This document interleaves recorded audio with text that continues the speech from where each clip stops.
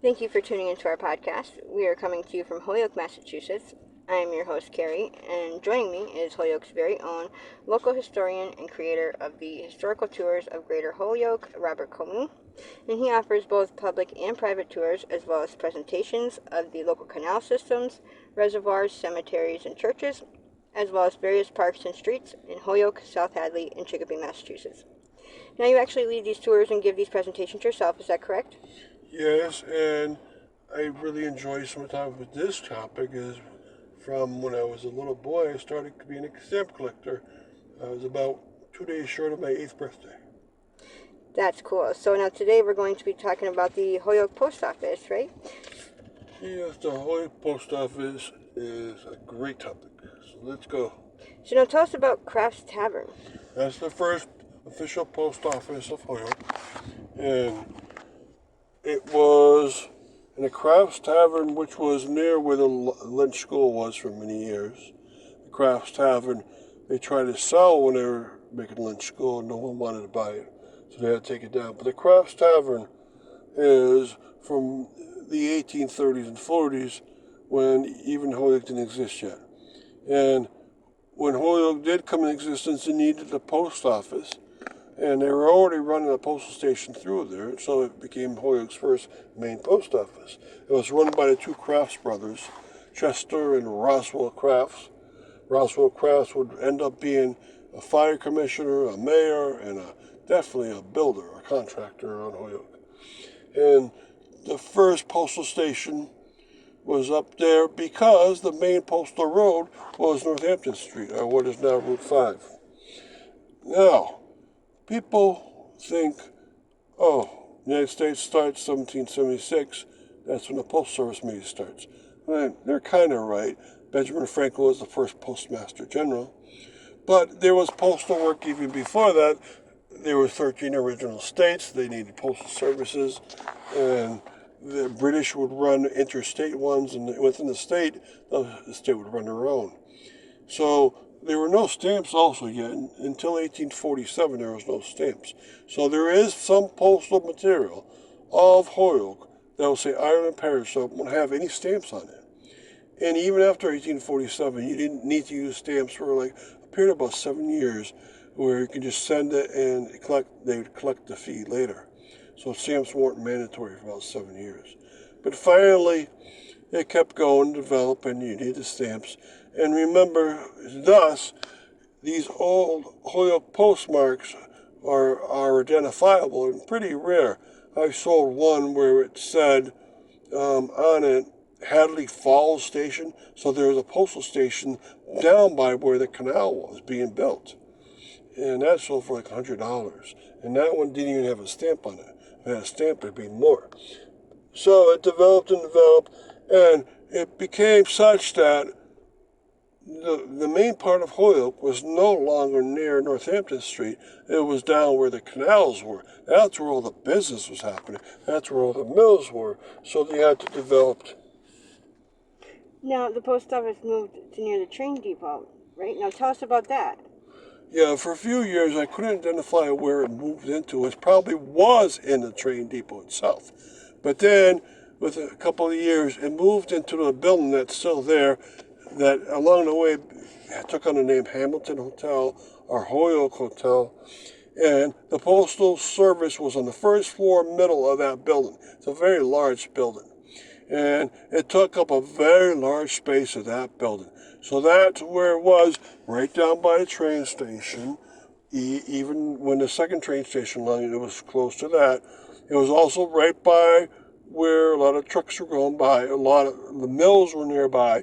Perfect place to be, because a lot of things going in and out of Holyoke had to go postal service, and had to be in the center of where it needed to be. And it was a great system. So that worked for very, very many years. Now, even then, it started to move around that building. They ended up moving within the same building to the back corner, still the same floor. And then, the big change is when they built on Main Street, when Main and Ray start off, there was a gorgeous little building there. And today it's the empty parking lot of an empty bank building. And you can imagine a little post office was put in there. It's really cool. The pictures are available on my website. And that's where Holyoke Postal Service was done from about the year 1900 to the year 1935. Then it stopped and they moved uptown. Okay, so quickly before we continue with the rest of our interview, just to fill our listeners in, if you want to find out more information or sign up for any of his various tours, you can check out his website at holyokecanaltour.org. There he has both videos of the various stops along each tour and also past and present photos of the historical sites throughout as well.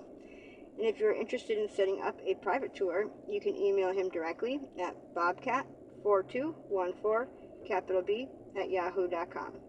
And they are perfect for fun and educational outdoor activities for the entire family or for group parties, especially those special occasions or get-togethers. They are also good for getting outdoors just for the day.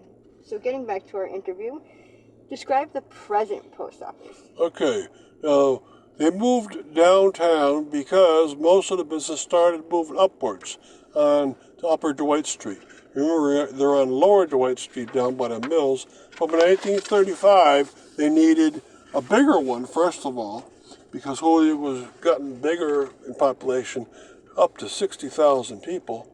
And they also need to be closer to the action. Most of the business was now starting to be not just mill business, but retail business and some industrial business and a lot of residential business. So it was better to be in the upper part of Dwight Street near Veterans Park.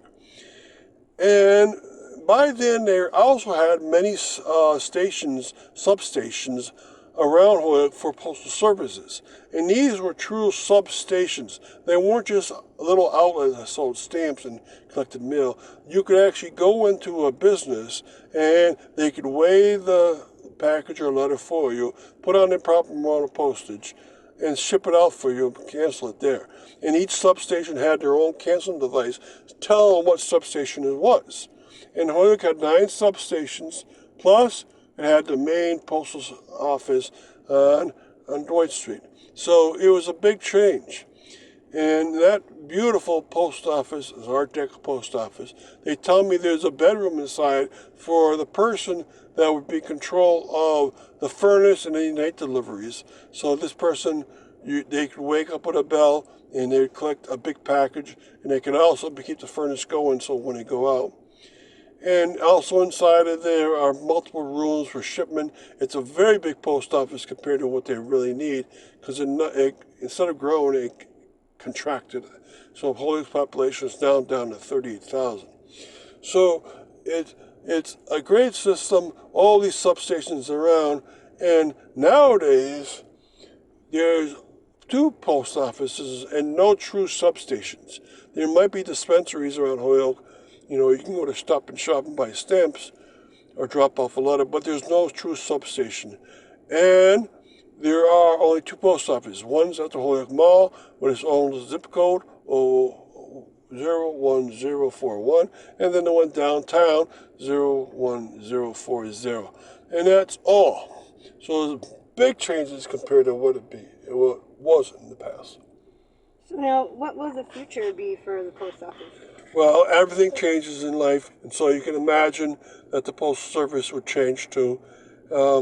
Someday they might get rid of that little post station at the mall. That post station actually was in North Holyoke at the Mount Tom substation because there was a railroad depot up there. But they used that zip code at the mall. Maybe something will happen like that in the future. And who knows how long the downtown station was. For collectors, you can collect Holyoke postmarks around 9 substations plus the main station. You can collect them around when it was called Ireland Parish, or when it was called the Hadley Falls, which was its own post office down by the canal. And so there's lots of things in the future that people might be collecting around, and who knows what the delivery will become. Who knows if the post office will even exist. So thank you, Robert, for educating us on your tours, and we want to thank our listeners for tuning in. And you can also tune into a large selection of our other podcasts and much more on his website at holyokecanaltour.org. And again, you can email him directly for private tours or to inquire about any other questions at bobcat4214 capital B at yahoo.com. And be sure to keep an eye out for his upcoming 2024 season tours and more as they become available. Thank you for tuning in.